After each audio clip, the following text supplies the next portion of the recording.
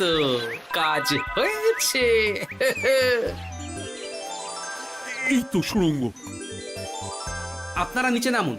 আপনারা কি দেখছেন সেটা বলবেন মহারাজ। সবাই যদি নেমে যাই, যদি কোনো কারণে সুড়ঙ্গের মুখ বন্ধ হয়ে যায়, তাহলে আর আমরা বাইরে বেরোতে পারবো না মহারাজ। গোপাল ঠিকই বলেছে, আমরা দুজন বাইরে থাকি। মহারাজ, আর একটা কথা, কোনো ঘন্টায় হাত দেবেন না, মনে আছে তো? ঘন্টা যদি হয় ভুল, যেন তুমি হারাবে কুল। ওরে বাবা, এই বয়সে আর কুল হারাতে চাই না। ঠিক আছে, তোমার কথাই অক্ষরে অক্ষরে পালন করব। দেখি এই সুড়ঙ্গে মন্ত্রীমশাইকে দেখতে পাই কিনা। চলুন মহারাজ, সুড়ঙ্গে নামি। সবাই সাবধানে নামো।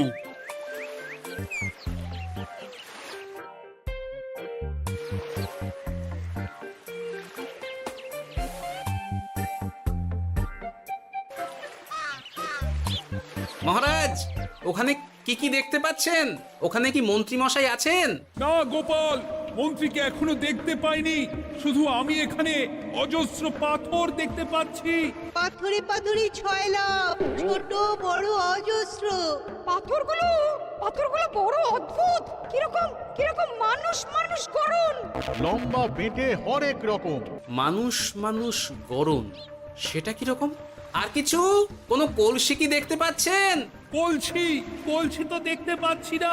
মহারাজ, কলসি থাকতেই হবে, কারণ ধাঁধায় লেখা আছে, নদীর ধারে যত্ন করে যত্নে সাজাই কলস ভরে। গর্তটা আসলে হলো সুড়ঙ্গ, কিন্তু কলস। মহারাজ, মহারাজ, এইদিকে এইদিকে একটা কলসের মতো কি যেন আছে, এইদিকে আসুন।